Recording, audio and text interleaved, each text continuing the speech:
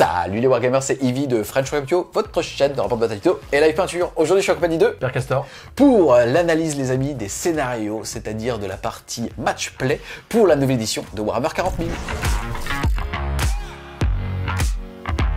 Pour cette 10e édition de Warhammer 40 000, Game Workshop s'est inspiré de ce qu'ils avaient testé dans la dernière édition, c'est-à-dire la 9e, avec le pack de cartes Tempête de guerre, puisque maintenant, à chacune des parties, vous allez devoir tirer différents effets. Vous allez retrouver les règles de mission, c'est-à-dire des effets de jeu aléatoires qui vont s'appliquer dépendamment du mode de déploiement, dépendamment de la mission principale et de la mission secondaire. Ça va être des effets de jeu. Par exemple, le fait, sur cette mission très spécifique, de se dire que quand vous allez faire une course à 6, vous allez prendre une blessure mortelle sur l'unité qui va tenter cette action. Ça va vraiment être des effets de jeu aléatoires qui vont un petit peu pimenter vos parties, sans pour autant parler de stratégie. On va tout à l'heure les voir et tu pourras les commenter, mais ça va plutôt, vraiment comme je disais, assaisonner la partie et avoir des effets de jeu un petit peu aléatoires, un petit peu rigolos. Ensuite, on va retrouver la partie mission principale, c'est-à-dire le fait d'avoir 50 points qu'on va pouvoir obtenir sur ce qu'on appelle le control map, la capacité à contrôler les objectifs qui seront mis sur le champ de bataille. Grosse nouveauté sur cette édition, c'est l'arrivée à partir du round de 3, si on le choisit, de pouvoir utiliser une carte en anglais Gambit, en français Gageur,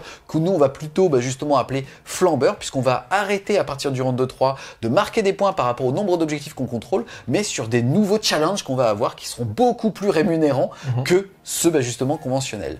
Autre levier, ça va être le retour des objectifs dits secondaires, qui là vont être capés non pas sur 50 comme les primaires, mais sur 40 points. Deux façons de marquer des points, soit de façon complètement aléatoire, au début de chaque tour, on va tirer des cartes qui vont être justement complètement random, pour les joueurs qui aiment un petit peu le frais, et surtout en fait qui vont devoir adapter leur plan de jeu à chacun des rounds de bataille sur lesquels ils vont découvrir ces objectifs, ou alors à l'ancienne pour les compétiteurs, le fait au début de la partie de choisir deux de ces cartes-là, dépendamment d'un panel disponible. Une partie de Warhammer 40 000 va donc se jouer sur 100 points, si vous avez suivi, il va en manquer 10. Vous allez donc avoir 50 points qui vont être sur les primaires, modulo les gambits, mais on sera toujours capé à 50 points. Ensuite, vous allez avoir les secondaires qui vont être capés à 40 points, et on retrouve toujours le fait en fin de partie, si toute son armée était complètement peinte, avec un niveau, on va dire, standard, d'avoir 10 points bonus. On va donc avoir 50 plus 40 plus 10, 100 points de victoire pour jouer avec son adversaire. Qu'est-ce que tu penses déjà du fait que maintenant on n'est plus sur 45-45, mais sur 50-40, et cette apparition des gambits qui, on va dire à partir du round de 3, en général te permettent de marquer jusqu'à 30 points sur les 50 potentiels. Je trouve habile de la part de Game Workshop d'avoir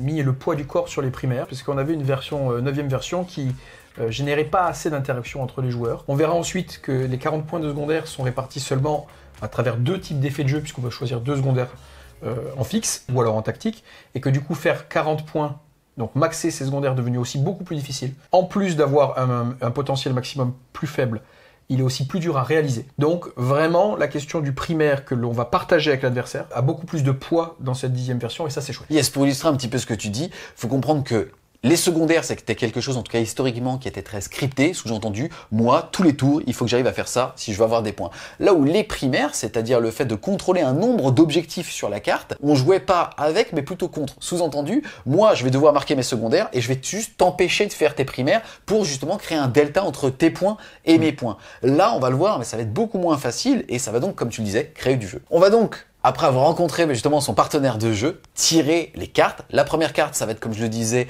les règles de mission, ces fameux effets aléatoires. Ensuite, ils vont tirer aussi la méthode de déploiement et la mission principale. Parmi ces règles de mission, on va en retrouver donc 12, ce qui seront encore une fois tirées aléatoirement. La première, ça va être plus glaçante. Aucune règle de mission supplémentaire ne s'applique dans cette mission. Je ne vais pas te laisser la commenter.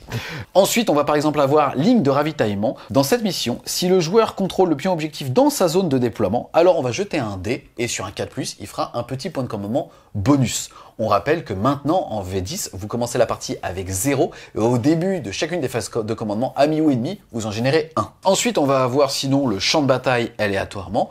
Aujourd'hui, le placement des objectifs est quelque chose de rigide puisqu'il dépend de la méthode de déploiement de la carte. Or, ici, on va pas regarder le placement de ces objectifs.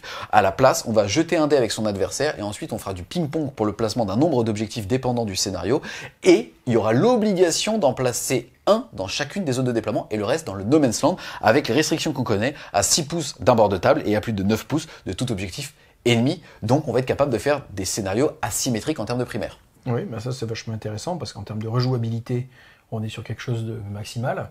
Et puis, ça permet aussi d'avoir quelque chose de moins scripté. Donc, moi, je trouve ça chouette. Dépendamment de ce que l'on va vouloir faire avec son armée, est-ce qu'on a une armée qui est plus tendance à défendre et donc à essayer de maximiser le nombre d'objectifs proches de chez soi, ou au contrario, qui va aller très fortement agresser l'adversaire, on va plutôt placer les objectifs vers l'adversaire. Donc, ça permet des établissements de stratégie et de game plan très différents. Ensuite, on va avoir chambrouilleur. Là, pour le coup, toutes les unités qui ont des aptitudes comme l'infiltration, c'est-à-dire être placées plus près de la zone de l'ennemi, ou éclaireur, c'est-à-dire faire des mouvements avant le début de la partie, ne pourront pas être placés en dehors de sa zone de déploiement.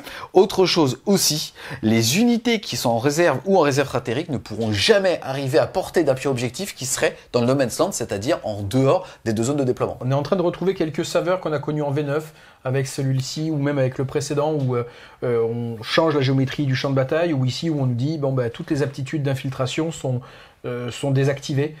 Ça change aussi les effets d'agression T1, c'est assez intéressant. Ensuite, on va en avoir une super intéressante, ciblage opportuniste. Dans cette mission qu'on ait choisi justement des objectifs secondaires fixes ou aléatoires, quel que soit justement ce mode de jeu, normalement on est censé n'avoir que 2 cartes. Là, en l'occurrence, on devra toujours en avoir 3 d'actives. Donc ça va énormément changer.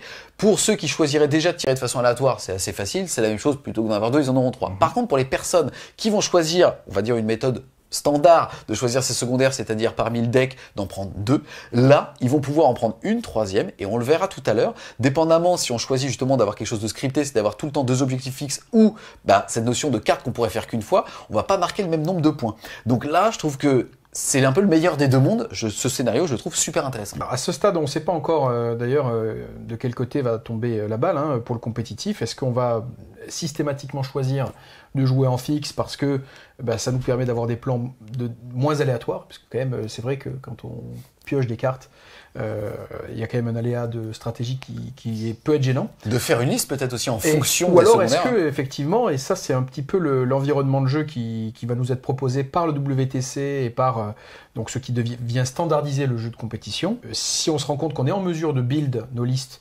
de sorte que l'on puisse scorer du secondaire en tactique et non pas en fixe, on verra la différence tout à l'heure, et peut-être qu'on le fera, et ça sera probablement d'ailleurs une des forces des listes et donc des armées qui ont la possibilité de build en MSU, donc les armées, qui ont des coûts faibles à l'unité, alors que les armées type Space Marine très élitistes, très chères, auront plus de mal à jouer ça parce que il faudra avoir suffisamment d'unités pour projeter, pour aller... On va les lire tout à l'heure, vous verrez que il faut quand même être... Si on joue en tactique, il faut être prêt à répondre. Ouais. C'est exigeant en matière de build. Ensuite, on va avoir Maelstrom de bataille, tout simplement le fait de ne pas avoir un effet de jeu en règle de mission, mais 2 en plus, c'est-à-dire en plus de celle-là. Ensuite, on va avoir réserve retardée dans cette mission jusqu'au début du 3e round, c'est-à-dire que ça ne marchera que tour 1 si on a des drop pods par exemple qui nous permettent d'arriver dès le T1, ou tour 2 si on a des renforts ou des renforts stratégiques. Alors, pour chaque unité, on devra jeter un dé et sur un 3+, elle pourra rentrer. Encore une fois, tour 3, comme là c'est au début du tour et que les renforts arrivent à la fin de la phase de mouvement dans cette sous-phase qui est cette phase de renfort, alors on arrivera normalement. Donc réserve retardée, c'est vraiment très impactant parce que tous les gameplays qui vont être basés sur la FEP, et désormais on a des frappes en profondeur beaucoup plus profondes en matière stratégique, puisqu'on va avoir le stratagème rapid ingress qui permet de FEP pendant le tour adverse pour venir l'agresser ou même venir en contre-close ou en intervention héroïque, et là ça va générer un aléa important sur un jet de dés qu'on ne peut pas reroll. Yes, on précise quand même les amis que c'est au moment du déploiement que vous allez déclarer à votre partenaire de jeu qu'est-ce qui est en réserve et qu'est-ce qui ne l'est pas. C'est-à-dire que, admettons, même vous jouez plein de drop pods parce que vous aimez bien, vous voulez avoir une liste à thème, vous pouvez aussi très bien décider de ne pas aller sur de l'aléatoire et de dire tant pis, mes drop pods seront vides et les unités seront sur table. Donc il y a quand même, j'aime bien en fait le fait de proposer toujours des choix, tu vois ce que je veux dire, pour se dire écoute, j'ai pas eu de chance, oui, mais t'aurais pu l'anticiper et t'aurais pu jouer un pari un peu plus stable. Ensuite, on va avoir ressources cachées, puisque dans cette mission, les joueurs doivent passer un pion objectif supplémentaire dans le No Man's Land. Bon, le fait de rajouter un objectif, ça rajoute évidemment beaucoup de rejouabilité, et puis ça donne des saveurs très différentes entre les missions, puisque vous le verrez tout à l'heure sur les missions principales, on va avoir des missions qui vont être plutôt blindées en objectifs scorables dans l'Interland ou dans le No Man's Land, et des missions qui vont être plutôt pauvres en mission dans le No Man's Land. Donc si vous tombez par exemple sur une mission pauvre, mais que là vous rajoutez un objectif supplémentaire, cette mission d'un coup se retrouvent à avoir une autre saveur, et donc en rejouabilité ou même en adaptation de stratégie exigée de la part du tacticien, c'est intéressant.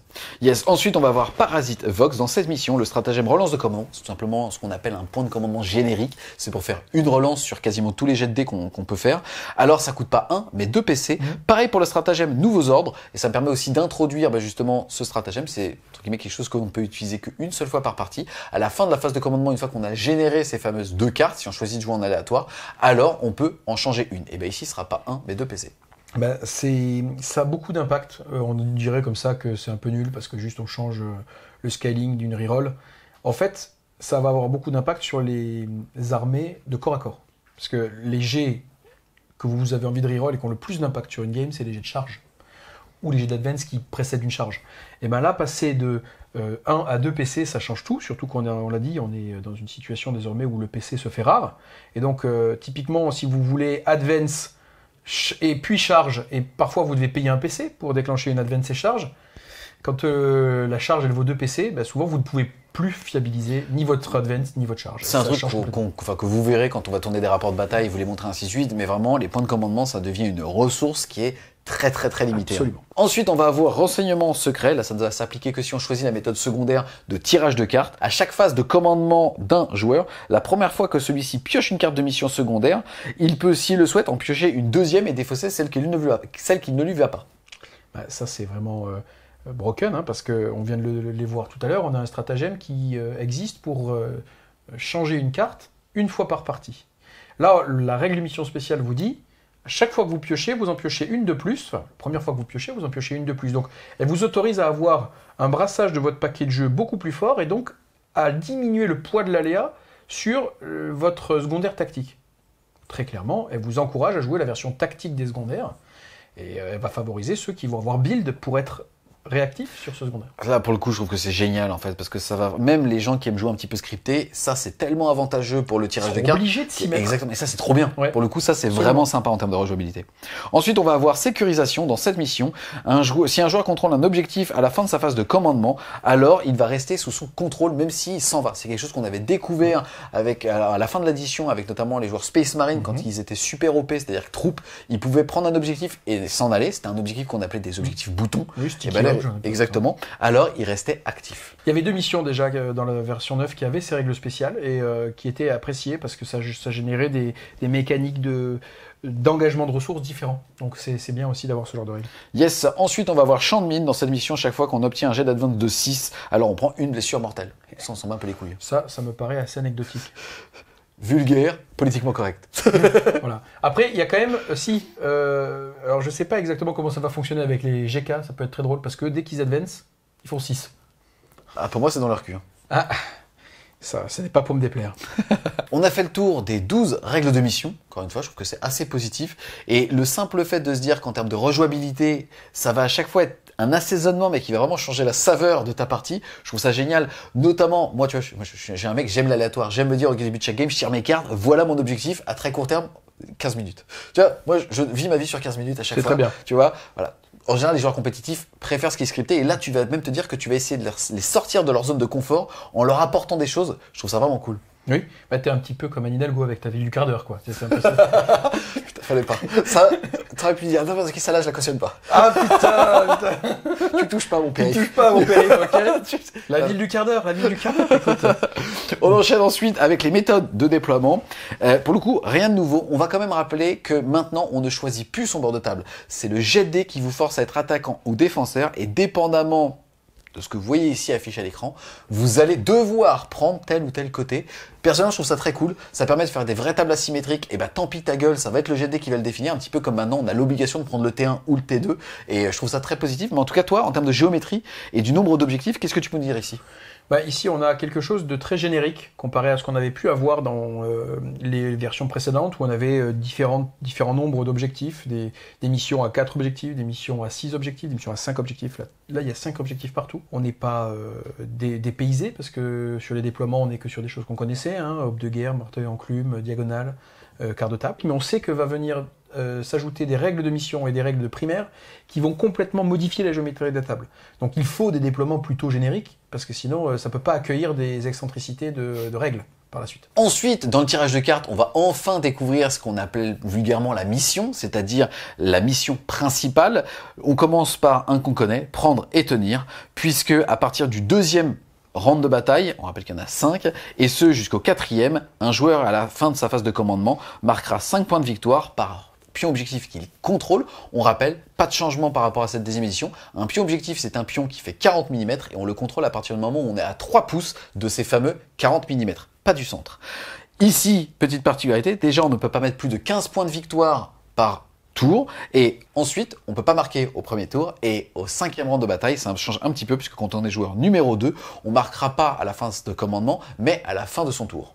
Oui, ça c'était quelque chose qui avait été introduit en 9e édition pour compenser la symétrie de l'init. C'est-à-dire vous n'avez pas l'init, ok, vous allez pas avoir l'alpha donc de l'attrition, mais vous aurez un avantage en fin de partie pour scorer votre primaire. Et ça marche très bien, parce qu'on se retrouve à avoir des dissymétries de win rate suivant l'initiative qui sont quand même faibles.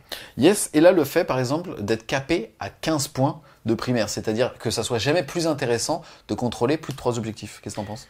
Ça c'est fondamental, parce que sinon ça permet des builds vraiment pas très intéressants, où tu te dis bon bah moi je sais pas, je vais swarm la table pendant 2 tours, quitte à me faire tuer après, et donc il n'y a aucune stratégie là-dedans.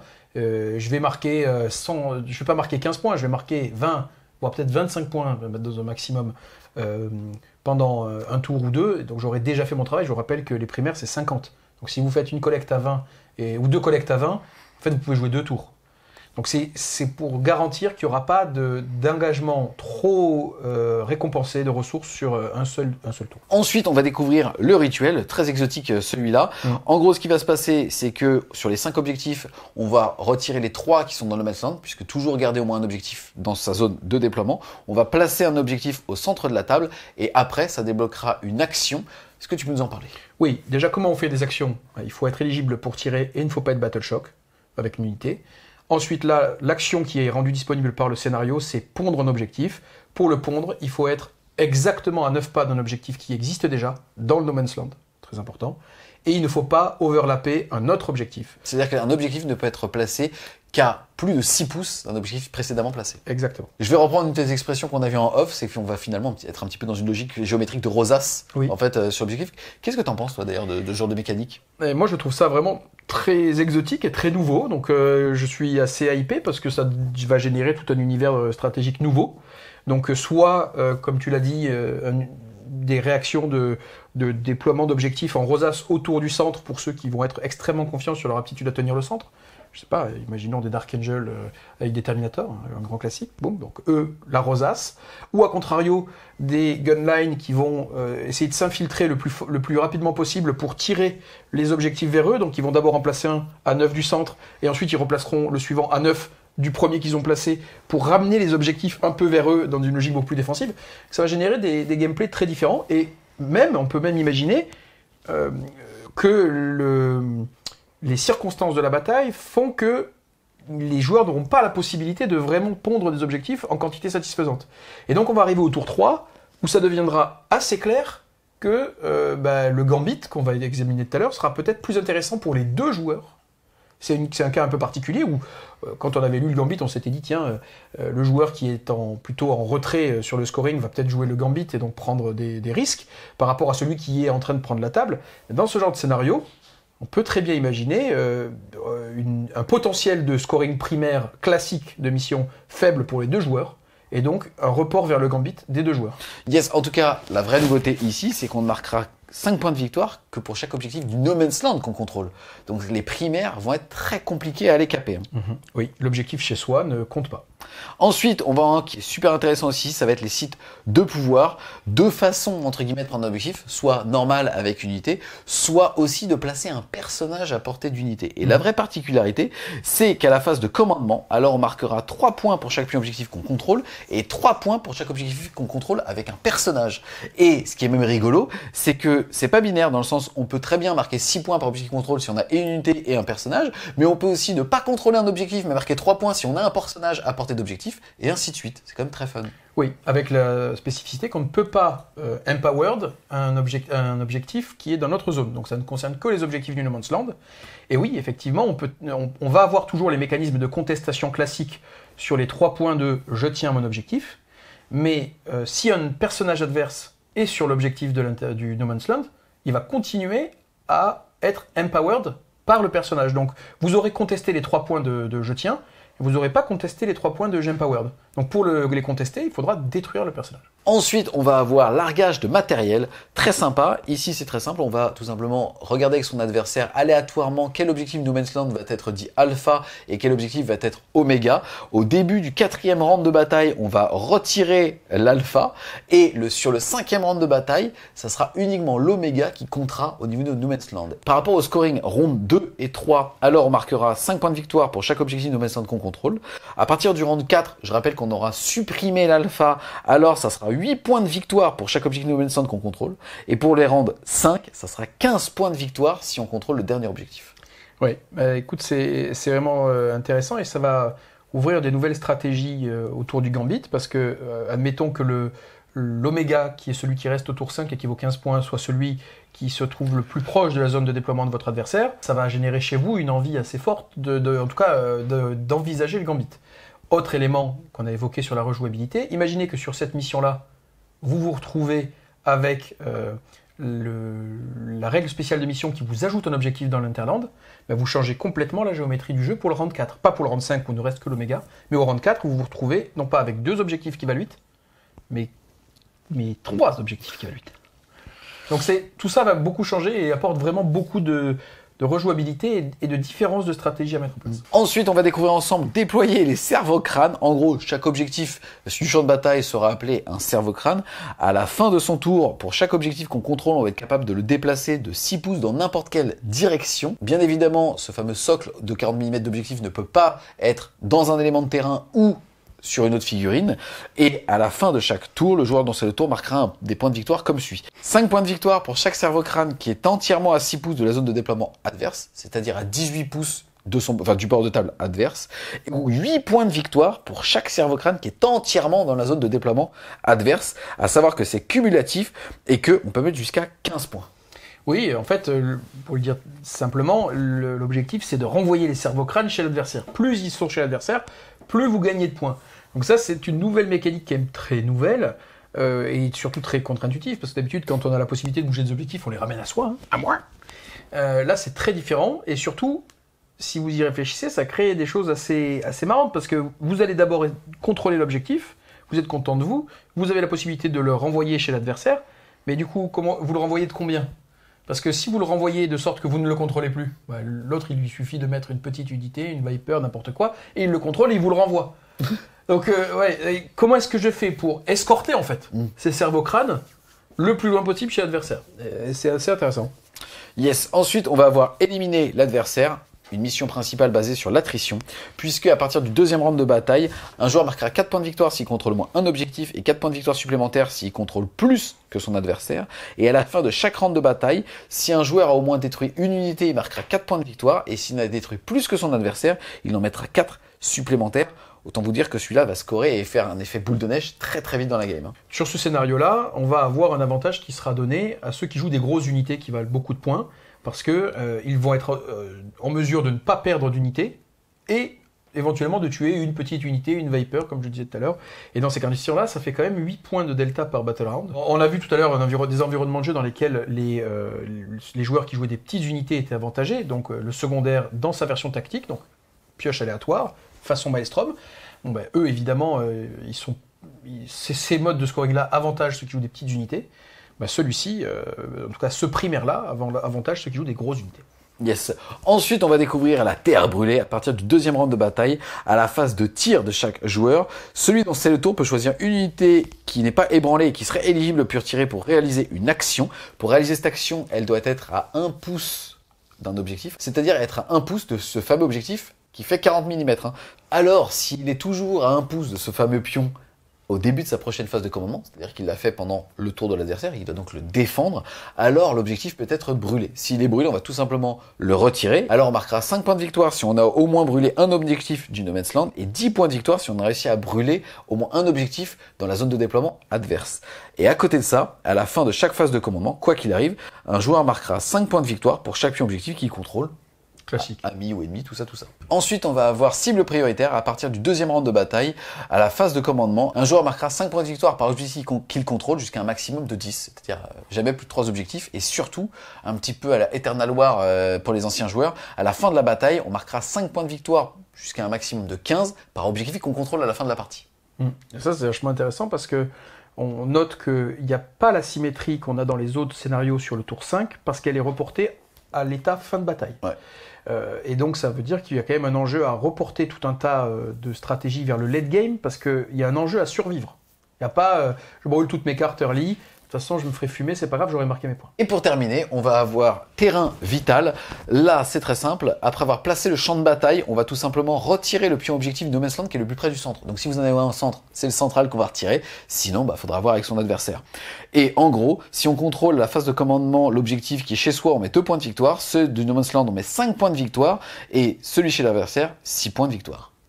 Oui, ce scénario-là, il force plus l'affrontement encore, parce qu'on a des moissons de primaires qui sont un peu plus faibles. On a, si jamais on refuse l'affrontement, on se retrouve avec 2 plus 5, 7 points de primaire par tour.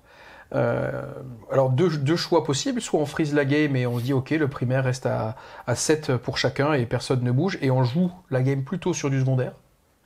Voilà. Donc là, soit on est dans une version complètement freeze de la game, soit au contraire on se dit il faut aller chercher l'objectif de l'adversaire ou chez lui. Donc scénario encore qui va générer du jeu et de l'affrontement. On va maintenant passer à une nouveauté, une vraie fraîcheur de cette 10e édition, c'est la notion de gambit, de gageur en français. À partir du début du 3e round de bataille, vous allez choisir, de façon complètement autonome, si vous allez continuer de vouloir marquer des objectifs dits primaires, c'est-à-dire toujours de devoir contrôler des objectifs pour marquer 4, 5 points et ainsi de suite. En gros, vous allez pouvoir, si vous le souhaitez, choisir parmi 4 cartes Gambit. Comment ça va se passer? Déjà, vous allez avoir 4 cartes Gambit. La première dit juste que j'utilise pas Gambit. Ensuite, vous allez devoir parmi les 3 cartes restantes en défausser une et choisir parmi les 2. Vous allez faire ça de façon complètement secrète et vous allez déclarer avec votre adversaire simultanément si vous utilisez ou pas Gambit et justement lequel vous allez retenir. Attention, vous avez donc 3 choix possibles sur les Gambits, mais finalement une qui vous est rendu impossible par le fait que cette carte est défaussée. Donc finalement, vous allez avoir le choix que parmi 2 cartes pour pouvoir marquer jusqu'à 30 points de victoire. C'est quand même des exercices qui vont être très difficiles à faire. Par contre, ça veut dire que vous allez marquer 30 points de victoire sur les 50 potentiels d'objectifs primaires. C'est quand même super intéressant. C'est aussi pour ça que ça s'appelle Gambit. Le premier Gambit qu'on va découvrir, c'est procéder selon son plan, je joue sans Gambit. Bon, celui-là, il est assez facile et rapide. T'as quelque chose à dire? Non. Très pertinent. Ensuite, on va avoir la tactique dilatoire, le fait de divertir, entre guillemets en anglais ça s'appelle un misdirection, c'est le fait de te dire regarde ici, pendant que je suis là, distraction, puisque en gros, donc au 3e round de bataille, vous allez déterminer les cibles de diversion. Sous-entendu, vous allez regarder le nombre d'unités ennemies qui est à portée d'engagement et diviser ce nombre par 2. Exemple tout bête, vous êtes engagé avec 10 unités au corps à corps, ce qui est impossible, mais ça veut dire que derrière, vous allez avoir 5 cibles de diversion, donc 5 points de diversion potentiels. Si vous êtes avec moins, sachez que quoi qu'il arrive, votre nombre minimum d'unités à divertir est ramené à 4. Voire à distraire. Oui. En tout cas, ce qui va se passer, c'est qu'à la fin de son 5e tour de jeu, attention, c'est pas à la fin de la partie, c'est très différent, c'est à la fin de son 5e tour de jeu, on va jeter un D6 pour chaque unité ennemie qui est à portée d'engagement d'une ou plusieurs unités amies. Ce qui va se passer, c'est qu'on va ajouter un au jet de dés si l'unité ennemie est dite ébranlée. Ou alors, on va nous-mêmes soustraire 1 au jet de dés si c'est nous qui sommes ébranlés. Et en gros, sur chaque jet de 4+, on sera considéré comme bien diverti son audience. Bien distrait, suivant. Exactement. Dépendamment du nombre d'unités qu'il fallait divertir au 3e round de bataille, on rappelle que le minimum était 4, alors on va être capable, si on a réussi à faire 4+, entre guillemets, marquer 30 points de victoire. C'est très difficile, mais c'est très rémunérant. Oui, alors ça suppose... très honnêtement, l'environnement dans lequel, ou l'univers dans lequel on arrive à avoir un nombre d'unités à distraire qui est supérieur à 4, et il me paraît inexistant, donc ça sera toujours 4 unités à distraire. Ça veut dire qu'il faut que vous soyez en mesure d'engager suffisamment d'unités pour générer suffisamment de jets de dés sur du 4+, pour être confiant et aller marquer ces 30 points. De toute façon, il y aura des éléments très aléatoires dans le scoring de ces gambits, systématiquement, et heureusement, parce que c'est quand même 30 points qui viennent comme ça d'un coup en fin de game, donc il ne s'agirait pas non plus que ce soit facile à réaliser. Encore une fois, high risk, high reward, je trouve que c'est intéressant de voir ce genre de mécanisme. Après, tu sortais hors caméra, en fait, l'exemple aussi, bah, tu as 3 Terminators d'assaut, il te reste que 3 sur ton pack de 5 ou sur ton pack de 10. Derrière, tu charges sur 2-3 unités, dépendamment de ta portée d'engagement. Leur capacité, c'est de faire des tests de Battle Shock, donc d'ébranlement à son adversaire. Donc, il y a quand même un monde dans lequel c'est un petit peu possible. Maintenant, c'est 30 points, c'est normal que ce soit dur. Ce que j'aime bien, en tout cas, dans ce mécanisme-là, c'est que, bah, tu vois, typiquement, les 3 Terminators qui vont le faire, c'est si t'es premier joueur, toi, tes Terminators vont rester en vie s'ils arrivent à tanker. Normalement, tu vas pas cibler des trucs trop difficiles, ça peut être des véhicules, ça peut être plein de choses, hein. Et, bah, tu vas être capable de remonter si tu étais vraiment dans la merde. Et donc l'autre va toujours devoir faire attention jusqu'à la dernière seconde, je trouve ça sympa. Oui, et puis il y a des armées qui construisent beaucoup de choses autour du Battle Shock. De toute façon, on va avoir, plus la partie va progresser, plus il y aura de tests Battle Shock à faire, puisque plus vos unités seront à mi-effectif. Voilà, donc amoindries. Donc il est raisonnable de se dire qu'il y aura de plus en plus d'unités Battle Shock, et donc ça ne sera pas 4+, ce sera 3+, mais ça vaut aussi pour vous, hein, vous allez avoir de plus en plus d'unités Battle Shock. Le deuxième, justement, gageur, ça va être l'évacuation d'urgence. Eh ben, tu vois, c'est le même wording, mais je trouve qu'il est plus facile à comprendre. Oui, parce que c'est la deuxième fois qu'on le lit aussi. C'est vrai. Ici, on va devoir déterminer le nombre d'unités qui vont être à évacuer. En gros, vous allez donc regarder à l'issue du troisième round de bataille le nombre d'unités à évacuer. Vous allez le diviser par 2, un petit peu comme tout à l'heure, les unités à divertir. Et si jamais vous en avez moins de 8, ça sera donc théoriquement moins de 4, mais ça sera toujours ramené à 4. Ensuite, à la fin de votre 5e tour, vous allez jeter un dé pour chaque unité entièrement à 6 positions de bataille. C'est quand même très difficile d'avoir une unité entièrement à 6, même un rhino a intérêt à bien finir son mouvement au centre pour pouvoir être entièrement à 6. Vous allez jeter un dé et sur un 4+, l'unité sera considérée comme étant évacuée, comme ayant été évacuée. Elle reste sur le champ de bataille, mais si votre adversaire doit la tuer ou quoi pendant son 5e tour, mais en tout cas, elle sera considérée comme étant évacuée. Si jamais vous avez un nombre d'unités évacuées qui correspond justement au nombre à unités à évacuer, on rappelle que c'était donc au 3e tour le nombre d'unités du champ de bataille divisé par 2, ça sera toujours à minima 4, alors vous marquez 30 points de victoire. Petite particularité quand même, si votre unité était ébranlée au moment où elle a essayé de se barrer, c'est-à-dire au moment de s'évacuer, ça sera pas sur du 4, ça sera sur du 5. Bon bah oui, hein, c'est toujours pas facile à réaliser, et on le verra aussi pour le 3e, mais la caractéristique quand même de ces gambits, c'est que d'une part, il y a une composante aléatoire forte dans leur réalisation, mais qu'en plus de ça, si vous avez en face de vous un adversaire qui n'est pas spécialement complaisant, quoi qu'il arrive, on aura envie d'empêcher l'adversaire de marquer ses 30 putains de points. Donc il va y avoir une ingénierie en face qui va normalement s'organiser pour vous empêcher de le faire. Est-ce que ton ingénierie se résume à mettre le gros cul de Gulliman au centre table? Oui, ou même pas que le gros cul de Gulliman, 4 tech marines, ou pas tech marines là, mais cerveaux, mes couilles, qui viennent se mettre juste devant toi, ou des spores mines qui t'empêchent de passer, enfin, juste ça, tu vois, il n'y a même pas le gros cul de Gulliman, des spores mines. Et on va terminer les gambits avec coordonnées de frappe orbitale. À la fin de votre 5e tour de jeu, si au moins une de vos unités qui n'est pas ébranlée et qui n'est pas à portée d'engagement est à 9 pouces d'un angle, à savoir que pour pouvoir lancer ce gambit, ça ne peut pas être l'angle de votre zone de déploiement. Non. Donc ça veut dire que c'est parmi les 3 autres angles. Alors, vous allez pouvoir jeter 2d6, et si le résultat est de 12, à savoir que vous allez pouvoir ajouter 1 pour chaque angle que vous contrôlez en plus du premier, c'est-à-dire que vous allez pouvoir avoir un bonus de maximum plus 3, donc il faudra faire, même si jamais vous contrôlez quasiment les 4 angles, il vous falloir faire 9. Par contre, si vous faites 9 plus 3, 12, vous arrivez à 12, vous marquez votre gambit, vous allez marquer 30 points de victoire. Bon, donc là on est à nouveau sur un gambit qui est très aléatoire, et puis aussi très gros sabot, puisque il faut être à 9 pas d'un écart de table, il ne faut pas être battle shock, et il ne faut pas être engagé au corps à corps. Donc votre adversaire aura la possibilité de mettre en place des contre-mesures pour vous empêcher d'y avoir accès, pour vous détruire aussi, tout simplement. En soi, le truc, c'est que si jamais vous avez les 4 quarts de table, eh ben, il fallait continuer de marquer des primaires. Voilà, exactement. Probablement. Donc si vous avez les 4 quarts de table, il fallait continuer à marquer les primaires et vous en seriez mieux sorti. Sauf éventuellement, si vous avez pris la marée early game très tôt et que vous vous retrouvez à devoir essayer de maximiser votre fin de game et que vous vous dites, bon, ben en fait, ça va pas le faire à coup de 10 points ou de, comme on l'a dit, dans certains cas, vous n'avez pas un potentiel de transformation de primaire late game qui est satisfaisant, donc vous vous tournez vers ça. Peut-être dans ces cas-là, mais quoi qu'il arrive, il faut réussir un jet de dés, c'est très aléatoire, quoi. Yes. Écoute, on a fait le tour des objectifs Gambit. Avant de passer au secondaire, on va regarder un petit peu. Donc on se rappelle, beaucoup de rejouabilité sur les primaires, sur les règles de mission. Et je trouve que là, Gambit est super bien.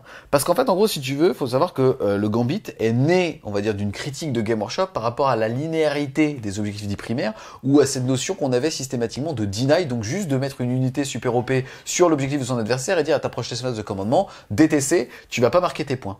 Or, là, si les Gambits avaient été trop faciles, on serait systématiquement parti sur ce raccourci-là. Or là, c'est vraiment des actions inespérées qui finalement vont faire le sel d'une partie dont on entendra parler pendant des années. Or, Gambit doit être comme ça. Oui, je suis assez d'accord, et puis ça permet de rajouter une certaine saveur dans certains tournois solo où seule la victoire compte. Dans une logique d'équipe, ça a un peu moins d'intérêt parce que le fait de tenter un Gambit quand on est déjà en train de prendre la marée, peut-être que ça risque d'accentuer la claque qu'on est en train de prendre, et pour l'équipe, c'est pas bon.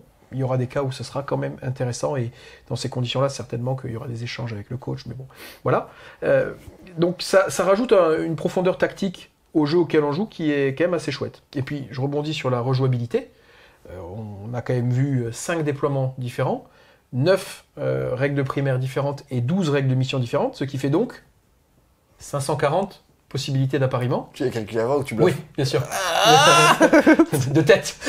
540 possibilités. Et il avait préparé de ouf cette review. Oui. Voilà. Donc, possibilités, donc appariements différents de règles spéciales et donc de missions à jouer. Parce qu'en fait, à la fin, une mission, c'est l'ensemble des règles et des géométries de jeu. C'est qu'en plus de ça, si tu intègres le fait que ton adversaire a toutes les armées disponibles, là, tu es à 44 724. Et alors là, mon pote, je peux te dire que là, pas mal. J'ai cru que tu allais me faire un nombre impair et j'ai trouvé ça spectaculaire. Mais là, je suis déçu que tu l'aies pas fait. On va donc maintenant vous présenter la notion d'objectif dit secondaire. On rappelle, au niveau des primaires, on était capé à 50 points et 40 points seulement sur les secondaires.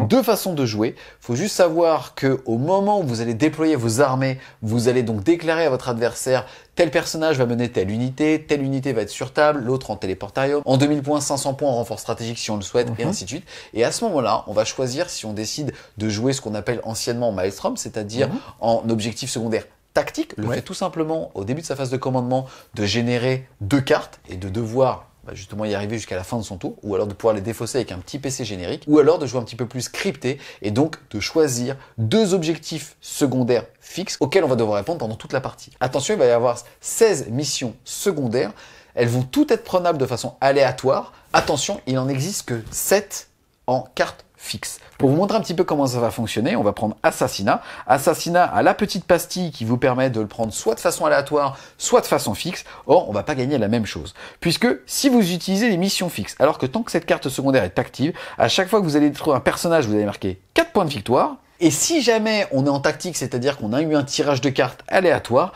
alors il faudra qu'on ait au moins pété un personnage ou que tous les personnages aient été tués plus tôt dans la partie pour pas marquer 4, mais 5 points de victoire. Encore une fois, une fois que vous marquez vos 5 points de victoire en aléatoire, hop, cette carte est défaussée. C'est intéressant parce que si on met les lunettes justement qu'on avait en V9, on s'interrogeait toujours. Là, en l'occurrence, on se rappelle, maintenant on est capé à 20 points pour le nombre de personnages qu'on va tuer. Sous-entendu, si on choisit cette carte, ça va être 4 points par personnage, c'est-à-dire qu'il faut que son adversaire en ait 5 et qu'on soit en mesure de tous les buter pour aller caper les fameux 20 points. Absolument, donc si on le choisit en tactique, il faudra être capable de tuer en opportunité au moment où on pioche un personnage et on marquera 5 points. Donc tout le monde a un personnage dans son armée, donc la question c'est est-ce que vous êtes capable de tuer le personnage. En revanche, si vous le choisissez en fixe, vous pourrez marquer jusqu'à 20 points si jamais il y en a suffisamment à tuer. On rappelle quand même que dans cette version, les personnages sont beaucoup plus accessibles, puisqu'il n'y a plus les règles Lookoutser qui les rendaient si invulnérables. Et donc, si vous avez des armées en face de vous qui vont être peuplées de personnages, vraiment, cette secondaire-là sera très intéressant en fixe. Et finalement peut-être un peu gâché en tactique, mais bon, il y a d'autres missions tactiques qui sont très rémunératrices. Ensuite, toujours dans les cartes qu'on va pouvoir soit tirer de façon aléatoire, soit choisir en début de partie, alors on va avoir derrière les lignes ennemies. Très simple, à la fin de son tour, si on a au moins 2 unités chez l'adversaire, c'est-à-dire entièrement dans sa zone de déploiement, ça sera 4 points. Si on en a une, ça sera 2 points. Et si c'est une carte qui est tirée de façon aléatoire, on aura un bonus de plus 1 point, soit 3 points pour une unité ou 5 pour 2. Exactement. Ça, on en parlait tout à l'heure. C'est quand même pas facile pour une armée qui n'a pas construit son build sur la base de je suis capable de réaliser behind enemy line. Si vous jouez en tactique et vous piochez ça tour 1 en jouant Dark Angel, ça va être long. Et donc, voilà, on en vient à cette question qui va se poser, et on attend d'avoir les environnements de jeu compétitifs bien définis, mais est-ce qu'on va jouer en tactique ou est-ce qu'on va jouer en fixe? Et cette question qui va se poser pour chaque codex en fonction de ce qu'elle a comme disponibilité d'unités. Et ça va être très intéressant, une période très intéressante de réflexion. Yes, pour illustrer un petit peu ce que tu dis, tu es un joueur harlequin, si tu inclus 3 packs de motos dans ton armée, tu sais normalement, en les préservant correctement, que chaque tour, tu vas être capable justement d'aller mettre tes 2 points, quoi.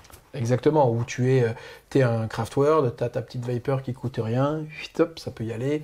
Alors que tu es un Dark Angel, bon, bah, même si tu prends un Speeder pour essayer d'y aller, bah, il coûte pas le même prix, le Speeder. Ensuite, toujours en hybride, on va avoir abattez-le. Très simple, on va marquer 2 points de victoire à chaque fois qu'on pète un monstre ou un véhicule et 1 point bonus dépendamment de son nombre de points de vie. C'est-à-dire que si il avait 10 points de vie ou plus, alors on va marquer 1 point bonus, soit 3. Si jamais il avait 15 points de vie ou plus, alors on va marquer 4 points. Et s'il avait 20 points de vie ou plus, alors on va marquer 5 points de victoire. La particularité, c'est que si jamais on avait choisi cet objectif, c'est ce que je viens de décrire, et si jamais on n'a pas choisi, c'est-à-dire qu'on est en mode tirage aléatoire, on va marquer 1 point bonus. Mais attention, si on vient de tirer justement cette carte, on est capé à 8 points. Absolument. Avant de défausser. Bah oui, là typiquement, c'est un peu le même principe que sur Assassinat. Si vous avez en face de vous un adversaire qui a une liste qui est basée sur la construction de personnages, et donc là, en l'espèce plutôt sur le spam de véhicules, au hasard un IK ou un CK, eh ben, vous allez être quand même tenté de prendre ça en fixe. Par contre, c'est sûr que si vous l'avez en tactique, vous n'aurez aucune difficulté. C'est une carte, quand vous allez la piocher, vous allez dire, bon, ben, c'est bon, allez, 6 points minimum ou 8 points minimum, voilà. Donc ça va vraiment générer des capacités de build, enfin en tout cas des orientations de build pour chercher à réussir à faire les objectifs, et également des restrictions de build, typiquement. On va savoir que si jamais on donne à l'adversaire des objectifs d'attrition faciles à réaliser, on va se mettre en situation de difficulté nous-mêmes. Parce qu'à la fin, la victoire, elle n'est pas sur une aptitude à marquer des points, elle est sur une aptitude à générer du delta de points. Donc il faut aussi empêcher l'adversaire de scorer. Ensuite, on va avoir déployé les balises. En gros, ici, ça va être une forme d'action, c'est-à-dire qu'à la phase de tir, vous allez pouvoir prendre une unité qui était éligible au tir et qui n'est pas ébranlée, et elle va pouvoir mettre une balise. Les balises vont pouvoir être placées soit à 6 pouces du centre de bataille, soit entièrement dans la zone de déploiement adverse. En gros, si jamais vous êtes en objectif secondaire fixe, c'est-à-dire que vous l'avez choisi au début de la partie, vous allez marquer 2 points si c'est une action qui est faite au centre du champ de bataille, et 4 points si c'est chez l'adversaire. Or, ça sera 1 point de plus si jamais la carte a été générée. Absolument. Et là, on voit quand même ce qu'on disait tout à l'heure sur la difficulté à réaliser des perfects, donc des transformations parfaites de potentiel de secondaire en réalisation de secondaire. On le voit très bien. On a dit un objectif fixe, c'est 20 points maximum. Là, si vous arrivez à planter la balise tous les tours au centre, vous marquez la moitié des points potentiels. Vous marquez 5 x 2, 10 points. Pour arriver à mettre les 20 points sur cet objectif en fixe, il faut planter dans le camp adverse des balises pendant 5 tours. Hein. 4 x 5, c'est ça, hein, c'est 4 points, 4 x 5, 20. Donc on est vraiment dans une réalisation du potentiel maximum des 40 points qui est vraiment pas évidente du tout. Et ça, c'est très nouveau par rapport aux usages et aux habitudes qu'on pouvait avoir fin de V9, avec certains objectifs qui se réalisaient quasiment automatiquement. Donc là, ça n'existe plus. Ensuite, on continue avec Purification. Purification, c'est une action qu'on va pouvoir faire sur un pion objectif qui ne serait pas chez nous, soit No Man's Land et la zone de déploiement adverse. C'est une action qui va se lancer à la phase de tir si on est éligible au tir, comme d'habitude. Donc, pas ébranlé et éligible au tir, c'est-à-dire qu'on ne soit pas désengagé, qu'on n'est pas advanced, dépendamment de ses règles à soi. Ici, ce qui va se passer, c'est qu'à la fin du tour, on va regarder le nombre d'objectifs qu'on a purifiés. Si on a purifié un objectif, on va marquer 2 points de victoire si jamais on est en mission fixe, 3 points si on était en mission aléatoire. Et si on a purifié 2 objectifs, alors ça sera 4 points en fixe et 5 en aléatoire. Absolument.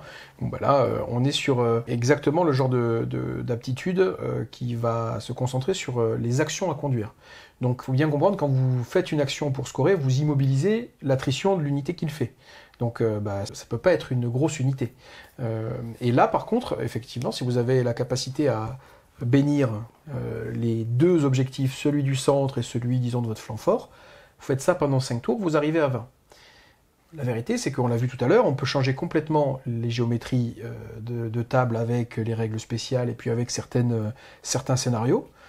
Donc ça ne sera pas si simple que ça de réaliser cet objectif-là. Et là, encore une fois, en fixe, réaliser le potentiel maximum c'est-à-dire de 20 points avec ça, ça sera pas évident du tout. Ensuite, on va avoir assaillir l'objectif hostile. Alors attention, celui-là, on ne peut pas le réaliser tour 1. À la fin de votre tour, on va marquer 4 points de victoire si on fixe, 5 points si on est en tactique. Pour pouvoir y répondre, il va falloir soit contrôler un pion objectif que votre adversaire contrôlait au début du tour, soit, s'il n'en contrôlait aucun, contrôler un pion objectif que nous-mêmes ne contrôlions pas au début du tour. Oui, bon, ça ressemble un petit peu à la règle Shock Tactics des Space Marines de V9. En fait, l'idée, et encore une fois, là c'est plutôt bien pensé, c'est de générer de l'interaction avec l'adversaire. Si vous arrivez à lui reprendre du terrain, vous marquez des points en quantité quand même assez satisfaisante, parce qu'on le voit, c'est 4 points pour une seule action, une seule reprise. Donc là, c'est peut-être un des meilleurs secondaires que vous pouvez choisir quand votre adversaire ne vous a pas offert d'objectif d'attrition un peu simple. On l'évoquait, le Bring It Down, donc les abattez-les, ou assassinat. Et pour terminer sur les objectifs qu'on va être capable soit de choisir, soit de tirer aléatoirement, on va avoir engagement sur tous les fronts, le fameux all front en anglais. Là, c'est très simple, à la fin de son tour, on va regarder le nombre d'unités dites compétentes qui contrôlent les quarts de table. Deux choses. La première, c'est qu'une unité compétente, c'est une unité qui n'est pas ébranlée. Et contrôler un quart de table veut dire qu'on est entièrement dans celui-ci et à plus de 3 pouces de tout autre quart de table. Le fait de lécher une ligne ne suffit pas. En tout cas, ici, si on contrôle les 4 quarts de table, on va marquer 4 points de victoire, 5 si jamais on est sur un tirage de cartes aléatoire, et si on n'en contrôle que 3 sur 4, alors ça sera 2 points pour un objectif fixe, et 3 points si on est sur un tirage de cartes. Donc là, on voit vraiment à nouveau le travail de Game Workshop de récompenser les dominations flagrantes de champ de bataille, puisque en V9, cet objectif qui était déjà présent, vous donnez 2 points si vous étiez sur 3 quarts de table, 3 points si vous étiez sur 4 quarts de table. Donc si vous étiez sur 2 quarts de table, 3 quarts de table toute la partie, vous étiez à 10 sur 15. Qui était très satisfaisant. Là, si vous êtes sur 3 quarts de table toute la partie, vous êtes à 10 sur 20, ce qui est très loin d'être la même chose. C'est bon, t'as suivi? Ouais, mais c'est ça. Pour moi, 10 sur 20, ça me va largement. Je gambite tous les jours. On continue, les amis. Il nous reste 9 cartes à voir, à savoir que celles qu'on va voir ne peuvent pas être choisies en objectif fixe. On va donc les voir beaucoup plus vite pour justement débattre un petit peu de qu'est-ce qu'il va falloir faire. La première, ça va être interdire la zone. C'est-à-dire qu'à la fin de votre tour, si vous avez au moins une unité qui sera entièrement à 6 pouces du champ de bataille et qu'il n'y a pas d'unité ennemie à 6 pouces de celui-ci, ça sera directement 5 points de victoire. Petit compromis, s'il y a une unité qui a plus de 3 pouces du champ de bataille mais pas à 6, ça sera pas 5 mais 3 points de victoire. Ensuite, on va avoir une cible tentante. Quand cette carte de mission est générée, votre adversaire doit choisir un objectif No Man's Land. Si vous le contrôlez à la fin de votre tour, c'est 5 points de victoire. Là aussi, il va choisir chez lui, ça sera pas forcément facile, mais si vous êtes build pour agresser l'adversaire, ça va fonctionner. En général, quand vous faites des déploiements assez symétriques, vous avez 50 points de force pour aller sur l'objectif de gauche s'il le choisit, et ainsi de suite pour aller à droite. Ensuite, on va avoir pas de prisonnier. Tant que cette carte secondaire est active, on va tout simplement marquer 2 points de victoire à chaque fois qu'on pète quelque chose. À savoir que le maximum est 5 points de victoire, c'est-à-dire que pour l'optimiser, il ne faut pas péter plus de 3 unités. Ensuite, on va avoir force écrasante. Tant que cette mission est active, on va marquer 3 points de victoire dès qu'on pète une unité qui contrôle un objectif. À savoir que pareil, on est capé à 5 avant de défausser la carte. Bon, on va se retrouver quand même à pouvoir piocher soit des combos de cartes extrêmement stériles. Donc si vous êtes au tour 1 et que vous piochez détruire l'adversaire, normalement, si c'est pas un âne, il est planqué, donc c'est compliqué. Soit des combos de cartes extrêmement rémunérateurs, avec celui-ci plus nos prisonneurs. Vous détruisez une unité, vous gagnez sur un objectif, vous gagnez les 3 points ici, plus les 2 points de nos prisonneurs. Vraiment, ce scoring tactique va vraiment nous interroger. On va attendre de voir tous les codex, mais est vraiment très intéressant. Ensuite, on va avoir inspecté les signaux. À votre phase de tir, vous allez pouvoir, entre guillemets, scanner un angle du champ de bataille. Pour le faire, il faut que l'unité soit à 9 pouces, justement, d'un de ces fameux angles, que celle-ci ne tire pas et ne charge pas et ne soit pas non plus ébranlée. C'est donc une action V10. En gros, vous allez marquer 2 points de victoire pour chaque angle que vous avez scanné. Oui, là c'est pas mal parce que votre angle à vous n'est pas interdit, donc vous allez faire le vôtre et puis éventuellement l'angle de votre flanc fort. Donc là on n'est pas capé, donc on va faire minimum 4 points si on a build sans trop de difficulté pour aller dans son angle à soi, de son zone de déploiement et dans son flanc fort. Et ça peut être même plus rémunérateur si on est capable d'aller dans un autre angle, typiquement pour poser des balises ou pour faire d'autres éléments de secondaire tactique. Ensuite, on va avoir défendre le bastion. À la fin du tour adverse ou à la fin de la bataille, vous allez marquer tout simplement 3 points de victoire si vous contrôlez l'objectif qui est chez vous. À savoir que vous ne pouvez pas le marquer dès le T1. Bon, celui-là, il est pas très rémunérateur, et heureusement, parce qu'il est quand même quasiment auto-réalisé. Hein. Si vous arrivez à camper sur vos positions, bon, bah, vous marquez 3 points. Bon. Ensuite, on va avoir élargir les lignes du front. C'est celui de Mr. M. Je peux pas le faire avec toi, celui-là. Non. Mais moins sympa. En gros, si vous contrôlez à la fin de votre tour au moins l'objectif qui est chez vous et un objectif du No Man's Land, c'est 5 points de victoire cash. On voit que depuis le début, on a des objectifs qui sont quand même très rémunérateurs. On a interdire le centre, boum, 5 points. Celui-ci, boum, 5 points. Donc, c'est normal que l'aptitude à couvrir des stratégies différentes et, en plus de ça, confronter à un aléa, soit plus rémunérateur que le fixe. Les playtests nous diront ce qui est le plus rémunérateur. Un que je trouve assez fun, même s'il peut être un peu frustrant, ça va être capturer l'avant-poste ennemi à la fin de votre tour. Si vous contrôlez au moins un pion objectif dans la zone de déploiement adverse, c'est 8 points de victoire. Ouais, et tu peux le faire T1 celui-là. Donc si le mec fait une erreur, excès de confiance... Ouais, mais tu vois, ça c'est exactement ce qui nous fait un peu trembler en compétitif pour jouer le tactique. C'est que tu pioches ça au T1, bon, normalement, tu t'es dans la merde, tu payes ton PC pour le renouveler. Tu peux pas faire ça. Donc tu pioches ça et... ça dépend de ta liste. Un Eldar, il va pilonner, envoyer une plaque de moto, il peut potentiellement prendre un objectif. Peut-être, ou un... Je sais pas, mais... où tu joues ça, par exemple, sur... on le fait autrement. Tu pioches ça sur celui qui est interdit de faire des infiltrations et des FEP. Bon, bah pareil, tu vas pas pouvoir aller sur l'adversaire très vite. Donc, si tu pioches au T1 celui-ci et l'autre qui est tuer des ennemis, encore plus si c'est tuer des ennemis sur des objectifs, ça peut être très dur. Tu peux faire un tour à 0 et surtout, une fois que tu les as piochés, c'est visible pour ton adversaire. Donc ton adversaire sait que tu vas essayer de faire ça, et on peut déployer des contre-mesures, va déployer des contre-mesures si c'est pas un âne, pour essayer de t'empêcher de faire ça. Et donc tu peux te retrouver avec une main bloquée. C'était un peu le problème du Maelstrom. Et ça, c'est peut-être quelque chose qu'on verra arriver. Pour illustrer ce que dit Père Castor, en fait, maintenant, notamment, alors l'unité la plus commune qu'il a, ça va être par exemple les Terminators ou celles qui sont en téléportarium. Pour un nombre de points de commandement, à la fin de la phase de mouvement adverse, vous pouvez arriver des frappes en profondeur. Or, vous voyez que l'autre n'a pas la mobilité, mais va tenter une charge pour arriver sur votre objectif. Il n'a pas encore tenté sa charge, c'est la fin de sa phase de mouvement. Tu mets ton plaque de Terminator chez toi. Normalement, tu avais largement l'espace pour le faire. Et là, maintenant, il ne l'aura plus jamais. Et donc, tu le prives indirectement, soit de 8 points de victoire, sous un moment d'un tirage de cartes. Oui, bien sûr. Donc, tu vas avoir des contre-mesures. Alors, tu as celle-ci, mais tu as tout simplement des contre-mesures de placement pendant le tour suivant. En 8e version, on avait ce Maelstrom, et les enseignements de la version nous avaient conduit à avoir ce qu'ils avaient appelé Game Workshop le Mulligan, je crois, qui permettait de forger un petit peu ta main. T'avais à l'époque plus de 30 cartes, et tu finissais, t'en avais 18 ou ça. 18, voilà. Et ça permettait quand même d'éliminer les quelques cartes que tu considérais ne pas être adaptées à ton playstyle. Pour terminer avec justement ces fameux objectifs, ça va être sécuriser le No Man's Land à la fin de votre tour. Si vous contrôlez au moins 2 pions objectifs No Man's Land, vous marquez 5 points de victoire. Si vous en contrôlez qu'un, c'était 2 points de victoire. Ça va être vraiment, je me répète, mais ça va être vraiment très intéressant de voir, une fois qu'on aura tous les codex, et les ressources de chacun des codex, qui peut et qui ne peut pas essayer d'avoir un scoring tactique. Parce qu'on n'a pas beaucoup insisté là-dessus, mais quand vous avez des scorings de secondaires qui sont systématiquement améliorés de 1 voire 2 points lorsque vous le scorez en tactique, bon bah forcément, vous avez envie de vous dire, si je suis capable de faire du tactique, je vais mieux scorer mon secondaire. La question, c'est à quel point ça vous met dans la sauce sur l'attrition et sur votre aptitude tout simplement à gérer le reste de la mission qui est le primaire. Parce que l'annonce Ourbi et Tourbi de Game Workshop, c'est attention, le primaire, ça va être le vrai jeu désormais. Donc si le réflexe V9 de se dire il faut vraiment que je sois un dingo sur le secondaire vient se mettre au détriment d'une vraie stratégie de gestion du primaire, ben ça marche pas.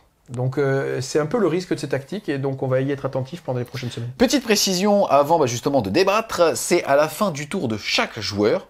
Les joueurs qui utilisent les missions tactiques peuvent décider de défausser une ou plusieurs de leurs cartes, et si c'est ça, ils gagnent un PC. ça ne leur en coûte pas. C'est-à-dire qu'en fait, au moment du tirage pour un PC, une fois par partie, on peut changer de carte, mais quoi qu'il y ait, on peut en défausser N à la fin d'un tour. C'est intéressant, déjà c'est un tour et pas son tour. Et en plus, d'un côté, le fait de défausser une carte, toi ton argument, c'est de dire, écoute, au moins tu sais que celle-là, je l'aurai pas de nouveau dans ma main, donc j'en sais rien, je peux peut-être exposer mes personnages, mais ça veut aussi dire l'effet inverse, si tu décides de la garder en main, peut-être qu'à moi de jouer, je vais me cacher pour ça. Absolument. Le problème du scoring tactique, c'est que lorsque vous avez exposé les cartes et que vous n'avez pas réussi à one-shot votre objectif, le tour d'après, l'adversaire peut déployer des contre-mesures pour vous empêcher de faire le tactique. Surtout que contrairement à un fixe, où toute la partie il va déployer des contre-mesures, mais si votre adversaire a choisi un fixe comme abattez-les, c'est justement parce que vous êtes incapable de mettre des contre-mesures, parce que vous êtes un joueur IK et donc vous ne pouvez pas ne pas jouer de véhicule. Donc la valeur stratégique d'empêcher un mec qui joue tactique de défaire sa main en scorant, elle n'est pas seulement basée sur le « je l'empêche de marquer les points de sa main », elle est aussi dans le « je l'empêche de régénérer ses stratégies et ses autres vecteurs de scoring ». Donc ça sera très fréquent qu'un joueur, enfin en tout cas j'imagine que ça sera plutôt rare en réalité, qu'un joueur qui n'a pas réussi à scorer son objectif maintienne sa main et ne la défausse pas pour le tour d'après. En plus, il gagne un PC. Et il gagne un PC, et c'est pas du tout inintéressant, parce que, à la rigueur, ça aussi, il faudra qu'on identifie avec les playtests, mais générer des PC par cette voie-là, ça permet quand même d'avoir soit des bonus de résilience, donc là, à ce moment-là, vous allez le faire à la fin de votre tour pour avoir des stratagèmes qui vont vous permettre de résister à l'attrition adverse le tour prochain, soit des bonus d'attrition, donc là, plutôt à la fin du tour adverse, pour vous générer un doping d'attrition à votre tour à vous. Mais vraiment, les stratagèmes, désormais, sont extrêmement forts, ont vraiment des impacts vraiment décisifs dans la game, et donc avoir des sources de farming de PC comme ça peut aussi être décisif. En tout cas, moi je suis ultra conquis. Déjà, j'ai terminé la V9 avec Tempest of War, et là, j'aime le fait qu'on ait le choix. En fait, ça vous offre deux choix. Ça vous offre de jouer scripté comme à l'époque, même si on a deux objectifs secondaires alors qu'avant on en avait trois, ou alors le tirage de cartes, ce qui est frais, fun, potentiellement fort, et en plus, on peut cohabiter avec les deux mondes. Et c'est là où en fait je trouve que c'est génial. Toi, peut-être que dans ta façon de jouer, tu joueras la liste que tu as joué au dernier tournoi. Moi, je jouerai quelque chose d'un petit peu plus exotique, mais on jouera ensemble, pas au même jeu. Je trouve ça vraiment, je trouve que c'est la meilleure chose que Game Workshop pouvait faire. Oui, alors ça vraiment, moi je suis hyper hypé par cet aspect-là, mais quelque part, tout ce qu'on a vu là comme secondaire ou comme environnement de jeu choisi par un individu, moi je l'avais déjà vu soit dans le Maelstrom, soit dans la V9. Donc je suis très content qu'ils aient réussi à l'hybrider, mais je ne suis pas aussi excité que par ce qu'ils ont fait, par exemple, sur le primaire.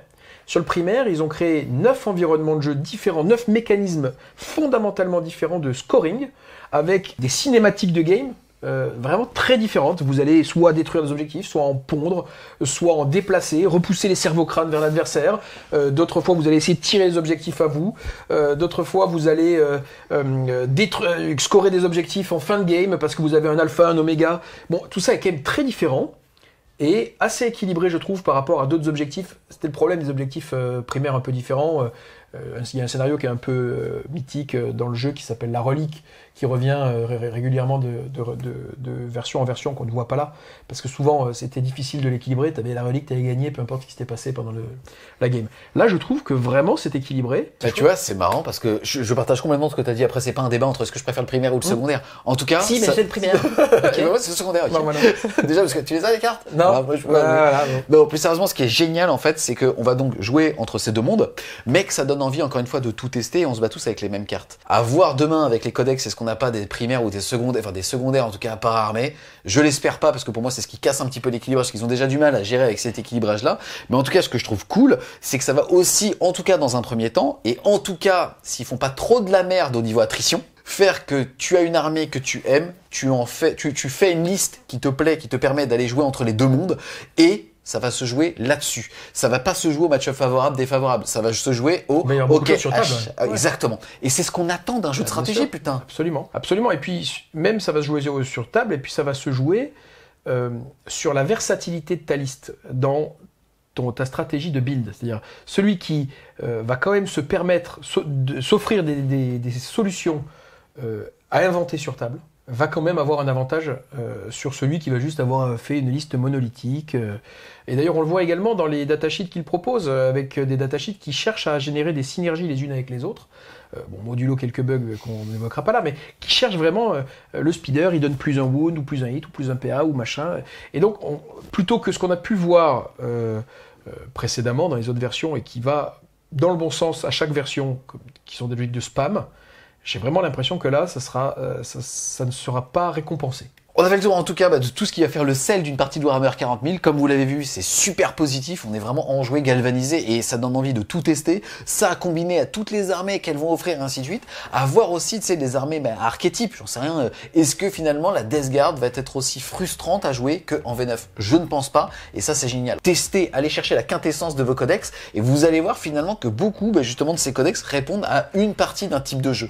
Certains autres arrivent à répondre à beaucoup plus de choses. L'Eldar comme d'hab, soit ils sont très bons chirurgicalement pour pulvériser un point, j'allais dire autre chose, mais pour rentrer très fort dans un point, ou alors aussi pour aller justement avoir de la mobilité. Mais c'est ça qui est génial, ça donne envie de tout retester aujourd'hui, il n'y a pas encore de tier list, ou en tout cas, ça va beaucoup plus se jouer sur table, et ça, c'est vraiment galvanisant. Ça, c'est galvanisant, et puis le rapport qu'ils ont réussi à intégrer également avec les personnages, qui sont beaucoup moins autonomes qu'avant, qui sont beaucoup plus dans une logique d'accompagnement d'unités, ça va générer aussi des mécanismes macro, donc de stratégie globale, qui vont être, à mon avis, plus riches.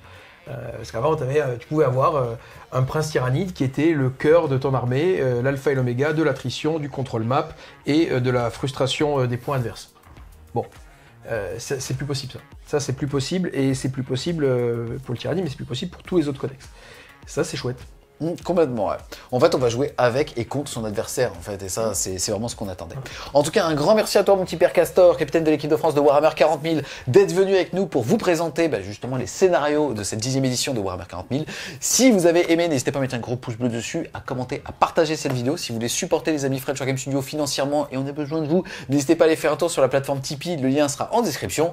Et nous, on vous dit à plus, les Wargamers.